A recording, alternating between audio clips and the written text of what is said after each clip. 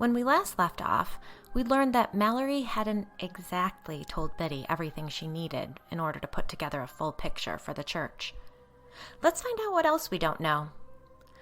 We're on to the third and final installment of We Shouldn't Be Talking About This.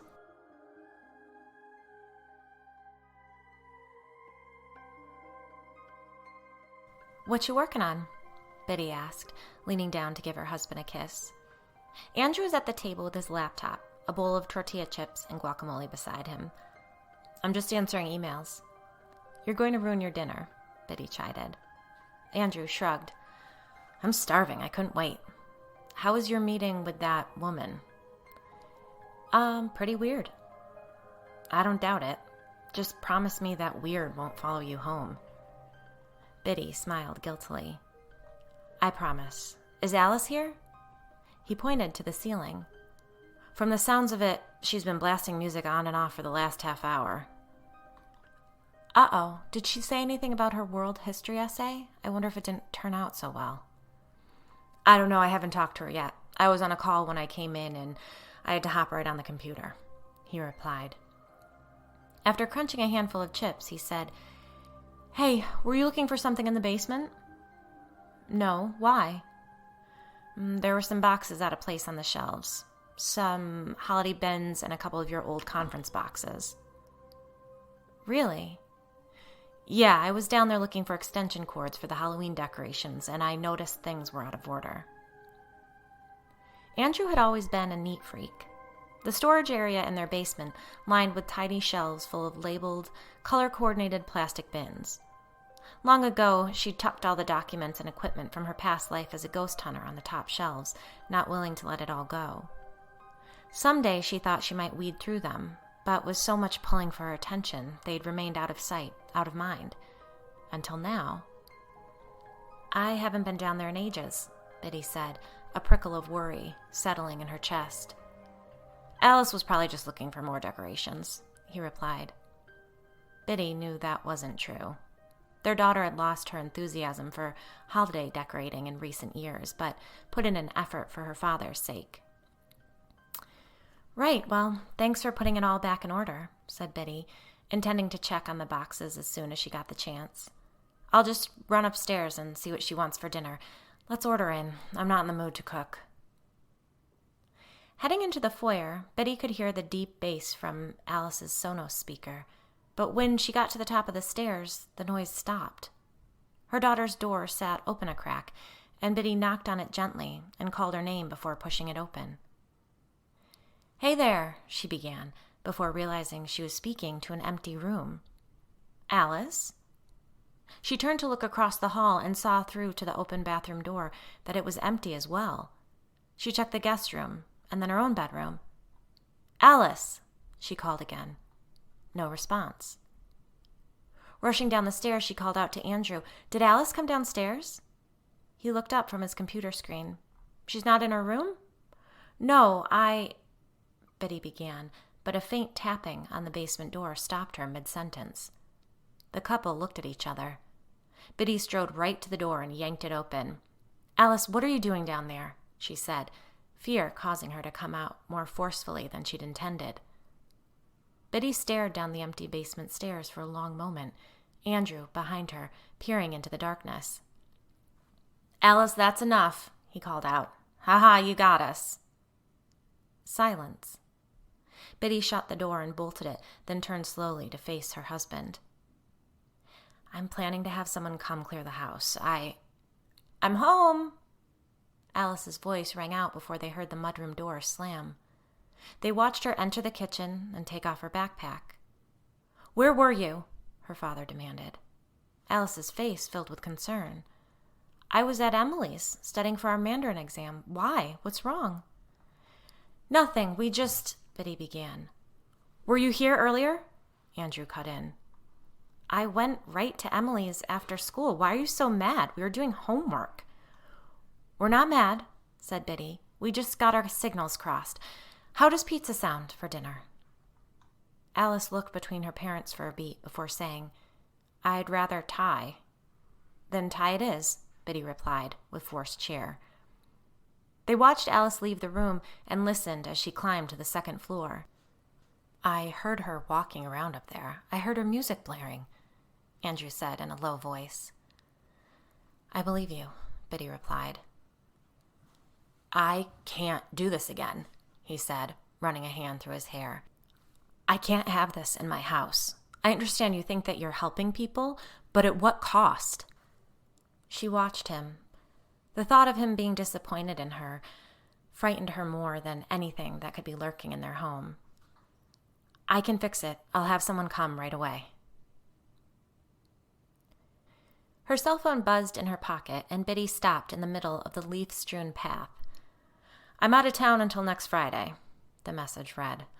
"Shit," she muttered, then stared up at the tall pine forest surrounding her before typing, "I'm having some trouble at the house, and I was hoping you could come clear the air for me." "What brand of trouble?" Sam, the psychic intuitive medium she knew from years past, responded. "Tapping, footsteps, some electrical interference, music turning off and on by itself," Biddy replied. "Ruh-roh, you been in any haunted houses lately?" "No, but I have been interviewing a family for the church." "You meet them face to face?" "Yes." "And it followed you home?" "Maybe. Things stirred up around the time I got the first email about their situation." "Wowzers, that's one strong demon. It's probably just testing the perimeter.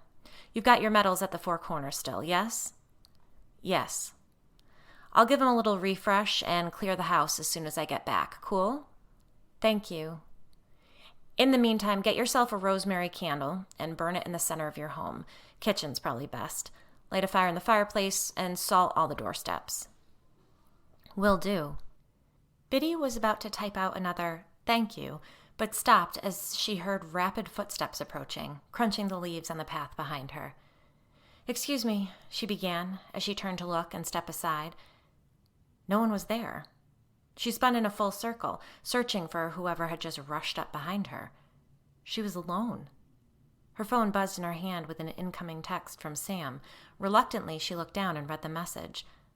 "Not to be too dramatic, but I have a weird feeling about this. Like, I'm getting the phrase, 'not what it seems.'" "Same," Biddy typed out quickly. "I'll talk to you when you get back. Safe travels." She slid her phone into her back pocket and jogged the rest of the way out of the woods. The house was just as creepy as Biddy had imagined, perhaps even more so due to its crumbled-down state. Weeds had overtaken the narrow strip of lawn between a stone wall and the long front porch. The house was painted that classic New England deep navy bordering on black that always reminded Biddy of houses in Salem.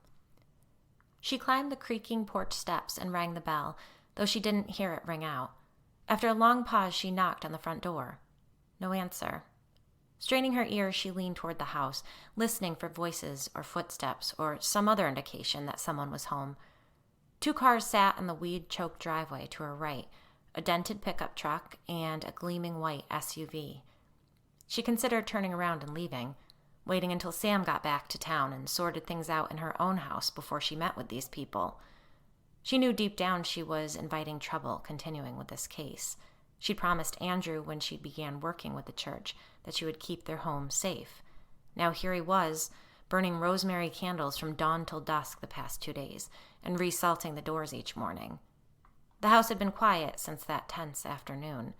No more knocking or footsteps or music, but she could feel it, the strain in the air. Something wasn't right. Backing down from a challenge went against everything within her, but she couldn't stand being the cause of Andrew's discomfort. She hated breaking her promise. She'd made up her mind and was about to sneak back to her car when the front door swung open. At the same time, a pile of mail that had been perched precariously on a garden stool by the porch steps tipped and fanned out across the porch. Instinctively, Biddy bent down to pick up the envelopes and mailers. "Leave it, just leave it," barked the man standing in the doorway. A woman appeared by her side and apologized as she helped scoop up the papers. "So you're the church woman," the man snapped as Biddy stood and offered him a pile of unopened mail. "That's right, I'm Bridget Wallace," she replied, holding his gaze. "But I go by Biddy." He was a small man, an inch or so shorter than she was, compact and sinewy, with a full head of salt and pepper hair and a matching mustache. His son couldn't have belonged to anyone else. The two were spitting images of one another. And Mallory was absolutely her mother's daughter. "I'm Molly," the woman said, taking the pile of mail from Biddy's hands. "This is Dawn. Please, come in." Biddy reluctantly followed the couple into their home. The inside was in slightly better shape than the exterior. They led her through a short hallway past the stairs to the kitchen at the back of the house. "I thought we'd talk in here. Please, have a seat." Molly motioned to the table set in front of a bank of windows. "What a gorgeous view," Biddy commented. "You should see it when the lavender is blooming," Molly replied. "What can I get you? Coffee? Water?" "Just coffee would be great, thank you." Her husband leaned against the kitchen counter, scowling, arms crossed. "How long is this going to take?" he demanded. "We spent too much time on this nonsense already." "Have a seat, Dawn," Molly said. "I'll fix you a coffee." She carried 3 mugs to the table and sat across from Biddy. "Dawn, please," she pleaded. He grunted in reply and stalked over to the table like a bratty child.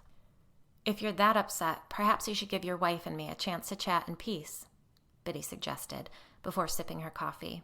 It was good. Nice, strong, dark roast, she thought approvingly. "You can't talk to me like that in my own house. Dawn, please," Molly pleaded. "We agreed to do this. This is our chance to clear the air." He huffed and crossed his arms over his chest again. "This is all a misunderstanding," Molly began. "Mallory always had an absurdly active imagination, and I've always been sorry that we didn't nip this in the bud when she was young." "Are you saying that she's only imagined the demonic and paranormal activity on your property?" "That's exactly what we're saying," Don spat. Biddy ignored him. "Your son claims to have experienced intense night terrors and even saw an apparition in the woods when he was young." "Childhood nightmares," said Molly. "Mallory has blown this whole thing out of proportion, and now she's campaigning to keep our grandson away from us because there's a demon in our basement." Molly let out a forced guffaw that grated on Biddy's ears. "It is nonsense. Absolute absurdity." "It's why we left the city," Don added. "How's that?" asked Biddy. "She had a friend who was very deep into occult practices," Molly said seriously. "As I understood it, Mallory was only around 12 when you moved into this house. How deep into the occult could a friend of hers have been?" Molly scoffed. "Well, why don't you tell us if you know so much about it? The girls toyed with a spirit board at that girl's house, and I found black candles and scraps of burnt paper with names at a small shrine in Mallory's closet. Is that occult enough for you?" Biddy took a moment to process this information. "Wow, okay. She didn't mention any of this when we spoke." "Nor would she," Molly spat. "She got herself mixed up in that evil practice, and we never fully pulled her out of it. I know she still practices that devilry today." "How do you know that?"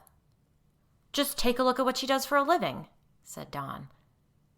Biddy had been meaning to check out Mallory's Etsy shop, but hadn't gotten around to it. "How is selling planner supplies evil?" "Is that what she's calling it?" said Molly. "Crystal spell bookmarks, spirit board necklaces, demonic stickers. She's gone round the bend, and now she's calling on the church to save us? We aren't the ones that need saving."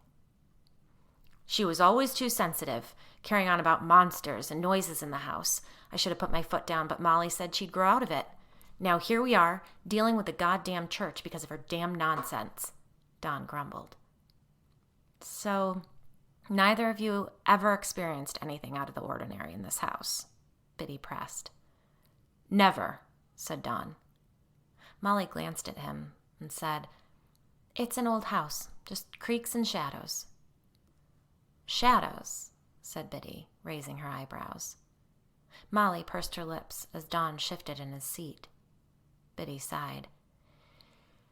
"If you aren't willing to tell me what actually went on in this house, then I can't help you, and neither can the church." But that's just it. We don't need help. We are just fine. We would like you to convince our daughter to stop trying to frighten her brother with these lies. We deserve to see our grandson." "There is nothing in this house that will hurt that boy," Don added. "It isn't my role or responsibility to convince your daughter of anything. I came here to document your experience of a demonic haunting, but if you're not interested in pursuing the church's assistance, then I think we might be at an impasse." "So you won't help us?" Molly said, her voice catching. "That's what she said," Don spat. "We're better off." "But thanks for nothing," Don grumbled, pushing away from the table. Molly let out a little squeak. Startled, Biddy began to ask her if she was all right, as Molly stood so quickly she knocked her chair over. Goosebumps rolled over Biddy's body. Molly was staring behind her, her eyes tracking something or someone. Slowly, Biddy turned just in time to see a large shadow flit out of sight past the doorway. She stood slowly, not wanting to turn her back on the shadow figure. "You have to help us," Molly pleaded. "We need the family to come together," Dawn said in a shaky voice. "You need a priest," Biddy breathed. A loud bang rang out somewhere in the house. "You should go," Molly whispered. Without another word, Biddy walked straight out the front door. "Those people are completely under that thing's control," Biddy said, holding her phone between her cheek and shoulder as she stirred that night's dinner. "You really shouldn't have gone there alone," Liz replied. "Who was I supposed to bring?" Biddy asked, placing the top back on the crock pot. "I don't know," Liz muttered. "Look, if they don't want help, you can't help them." "I don't think they're in the position to know what's good for them," Biddy replied, leaning against the counter with a glass of wine. "I'm going to do some research on that house, then I'll just give everything I find over to the church and let them sort it out." "What did Mindy say about it?" "Mallory," Biddy corrected. "I texted and left a message right after I got out of that house, but I haven't heard back yet." "I have such a bad feeling about that family. She's got to either cut ties completely or only meet them in neutral settings, right?" "Who is that, Alice?" asked Liz. "Who was what?" Biddy began to respond when she heard a noise coming from the front of the house. "How in the world did you hear that?" she asked, putting down her glass and moving toward the front hall. Frank picked up his head and gave a low whine from his dog bed in the corner of the kitchen. "Go peek in on Alice," Liz said, trying and failing to sound nonchalant. Thump, thump, thump. "What the fuck is that?" Biddy breathed, before yelling her daughter's name and getting no response. "I'll call Judith. Tell her she needs to come tomorrow and clear your house out." "What is it?" Biddy asked, standing at the bottom of the stairs, uncharacteristically frozen in fear. "I don't know," Liz admitted. Then, "Shoot, wait, Cat, hold on. Don't. Ugh, dogs, no. God damn it. Cat just spilled an entire box of cereal. Can I call you right back?" She ended the call without waiting for a response. Biddy slid her phone into her back pocket. "Alice?" she yelled from the bottom step. No response. She climbed the stairs slowly, listening, assuming her daughter was playing a game and had on her headphones. Thump, thump, thump. The noise made her jump. It sounded as though it came from inside the wall directly beside her. She took the rest of the stairs 2 at a time. "Alice!" she yelled, banging on her daughter's bedroom door. She was about to try the handle when the door swung open. "Mom, God, why are you wailing on my door?" Alice snapped. "Didn't you hear me calling your name?" "No, sorry." "Were you listening to music?" Biddy looked over Alice's shoulder to see the black computer screen on her desk. A book lay open on her bed, her cell phone beside it. No headphones in sight. "No, I was just reading." "Okay, sorry to startle you." Alice began to shut her door, but Biddy put her hand out to stop her. "Did you hear that banging noise?" A look of concern, or maybe fear, crossed Alice's face. "I didn't hear anything," she said. "Huh," Biddy replied, giving her a look that conveyed she didn't believe her. "You know what? Leave your door open, okay? I'll call up when Dad gets home. It's chilly night." Fine, Alice muttered, turning and flopping onto her bed. Look, I'm sorry I didn't tell you, but really, what does it matter? Mallory pleaded. You saw what is in that house. You saw how dedicated they are to protecting Lai. The church has to help us. Your parents don't want help, Biddy pointed out. But they need it, Mallory countered. I agree, but the church will not intervene unless it has the express consent of the homeowner, Biddy replied. Mallory groaned in frustration. What else haven't you told me? Biddy asked. She waited patiently as Mallory took her time to respond. Our childhood was lonely. Even before we moved out of that house, my parents were checked out. I didn't have many friends before we moved, and then we moved, and there just wasn't anyone. A little girl I'd played with a few times after school when my mom was out showed me how to use a Ouija board. We toyed around with a pendulum, too. It was completely and totally harmless and fun. Nothing happened. But I loved it, and I became really interested in the paranormal and all that. I read everything I could get my hands on in our library, and then when we moved to that house, I began trying to connect with something. Anything. The house was totally old and creepy and run down when we moved in, but nothing more than that. Just an old house. I started showing Devlin how to make little offerings in the woods. I thought I'd attract... it sounds so ridiculous saying it out loud, but I wanted to befriend the fairies. I tucked little flower pouches and snacks, like teddygrams and stuff, in the cracks in the stone wall in the backyard.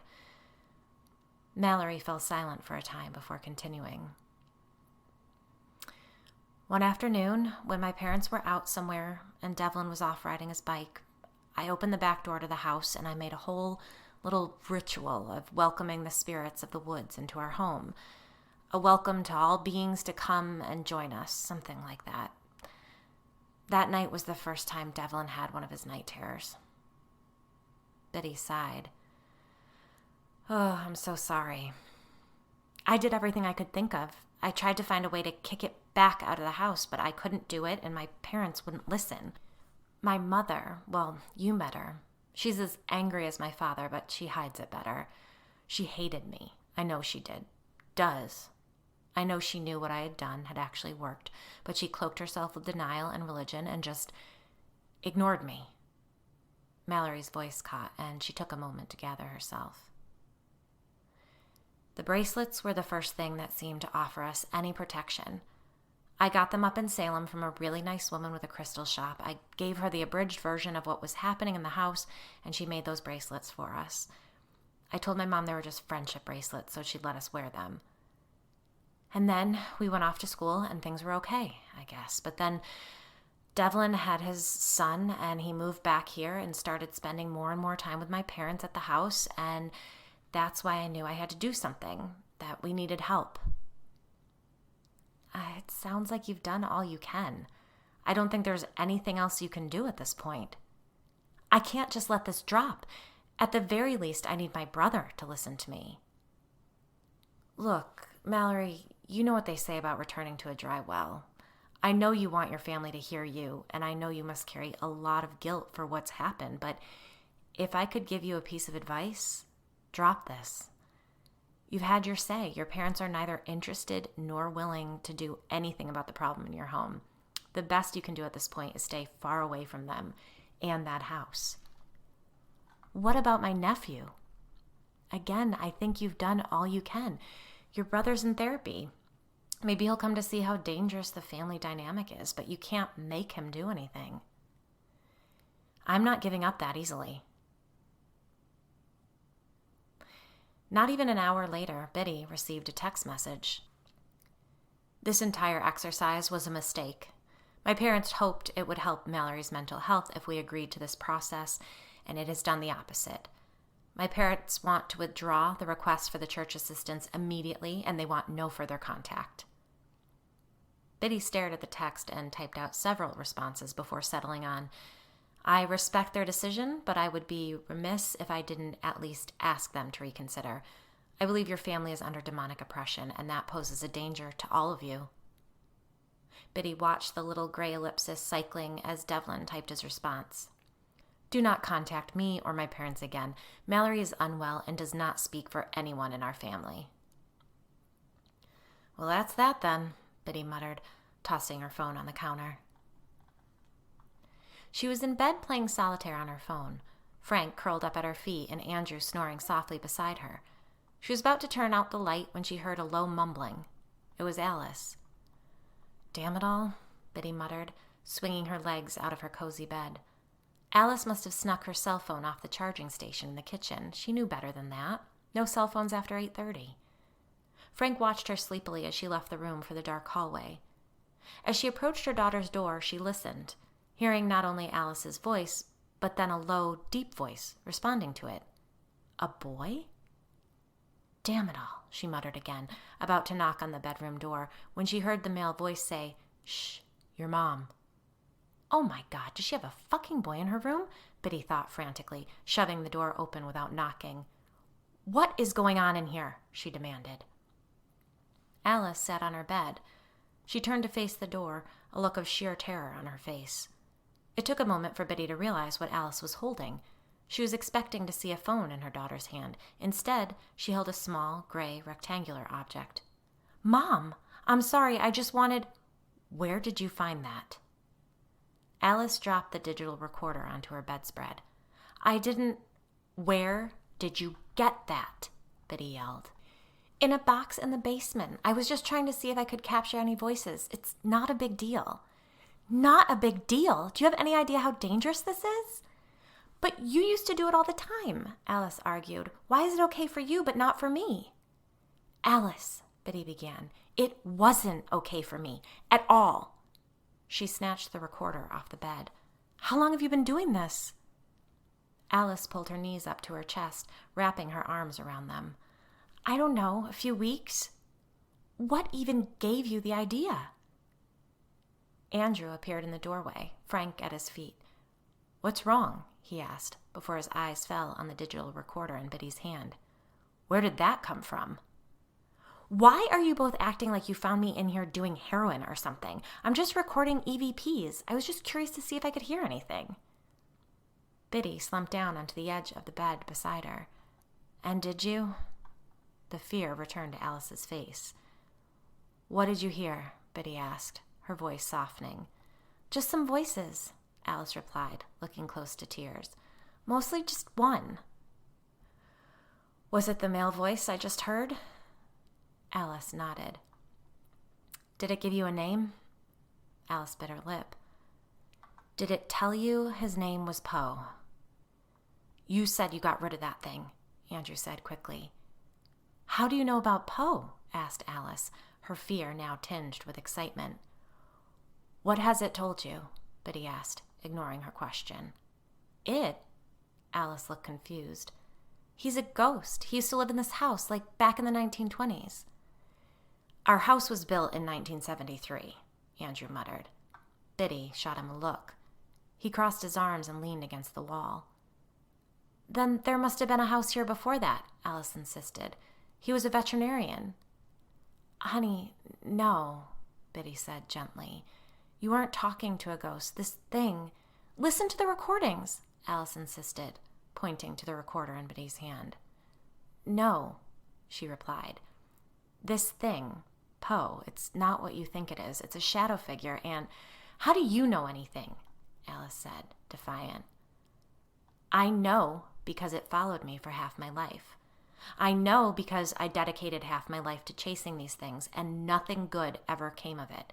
It stalked me, and now it's stalking you. Alice shook her head. But I'm sorry, honey. I should have warned you. Ugh, fucking kids, Liz grumbled. I can't believe it. Me either. I should have known. I'm the one who should have known. Claire insists she had no idea. She's really sorry. Biddy waved her hand, brushing aside the apology. Shadow figures are really fucking sneaky. I'm sure he didn't want anyone to know he was lurking around. How's Alice? Well, when I explained to her who Poe was and what it took to get rid of him, she was scared shitless. Poor thing. Liz sipped her massive pumpkin spice latte. Judith sorted everything out, though. Yes, thank God. Between her and Father McGonagall, I think we're in the clear. Unable to help herself, Liz said, Sam wasn't available? Biddy laughed. What is it with you and that woman? She's passive-aggressive. She called my jeans high waters the last time I saw her, and I don't think she thinks I can talk to ghosts. What do you care what she thinks? Asked Biddy. I don't. I just hate it when I feel like someone has a problem with me and I've done nothing but be friendly.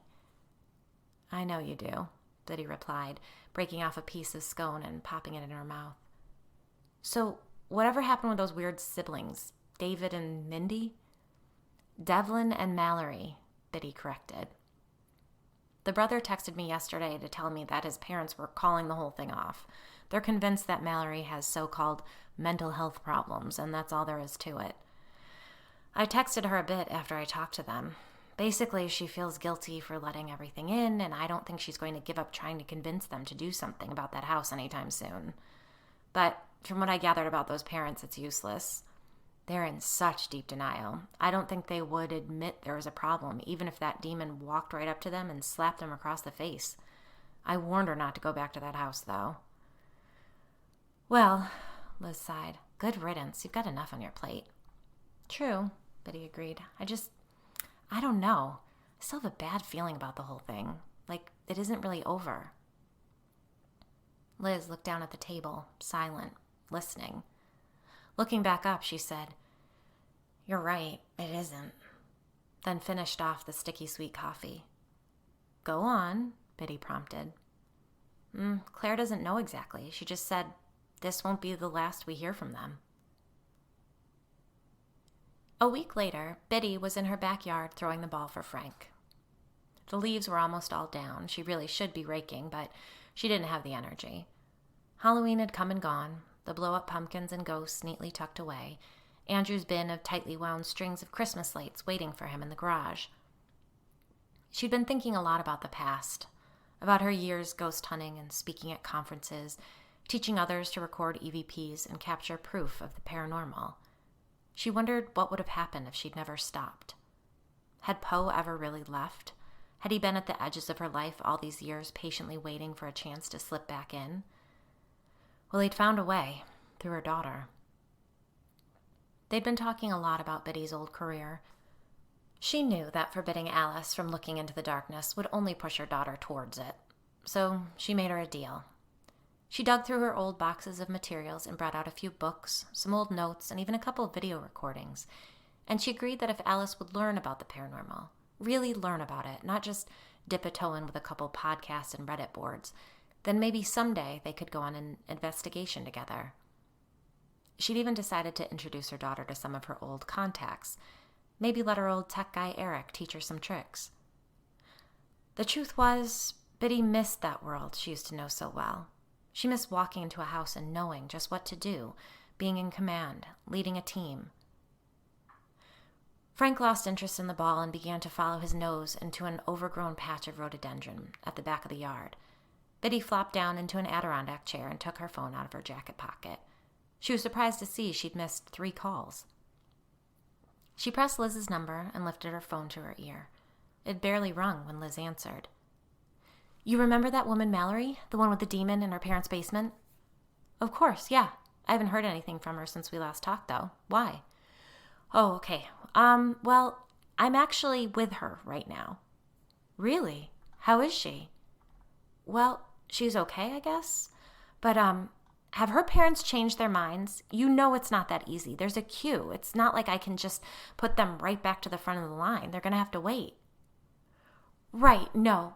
Kind of, but listen, it's sort of urgent. If it's so urgent, why didn't she reach out to me? Listen. She went to the house to try one more time to convince her parents too. You're kidding me. I told her not to go back. Right, well, she did, and don't freak out, okay? Why would I freak out? But before the words had left her mouth, Biddy understood. Mallory was gone. Oh my God, what happened? She went to talk to her parents yesterday. Well, she thinks it was yesterday. And when they didn't answer the door, she went inside and heard her dad call to her from the basement, only it wasn't her dad. Oh, no. She tripped down the stairs. Okay. No, sorry. She was pushed down the stairs, and she thinks she hit her head too hard. Jesus Christ, have you called the police? And tell them what? Fuck, I don't know, a wellness check? Shit, right, of course. Okay, but just hold on. She saw it, the demon. It has at least 8 people down there. She thinks she was able to get away because of the bracelet she wears, but... Liz paused. The nephew, Biddy whispered. Exactly. They were both silent for a time. I'm going to call the police, Biddy said, making up her mind. You call the brother and do whatever you have to do to make him believe that you are talking to his sister. He cannot go to that house, and he sure as hell can't bring the kid there. When Liz didn't respond, Biddy nearly yelled, Hello? There's more, Liz said, her voice shaky. What is it? It was the brother. Her brother's the one who pushed her.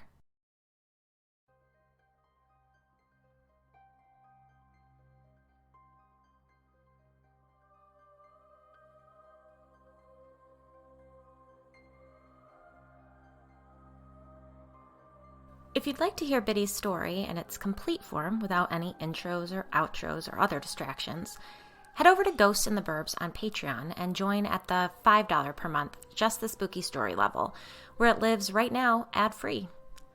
Biddy's story is done, for now, but that doesn't mean this season of Ghosts in the Burbs is over. Stay tuned right here for an upcoming traditional creepy Wellesley interview. I'll shoot for this coming Friday, but you know how these things go. In the meantime, read, listen, and watch as much scary content as you are able. This has been Ghosts in the Burbs. Good night, sleep tight, and don't forget your nightlight.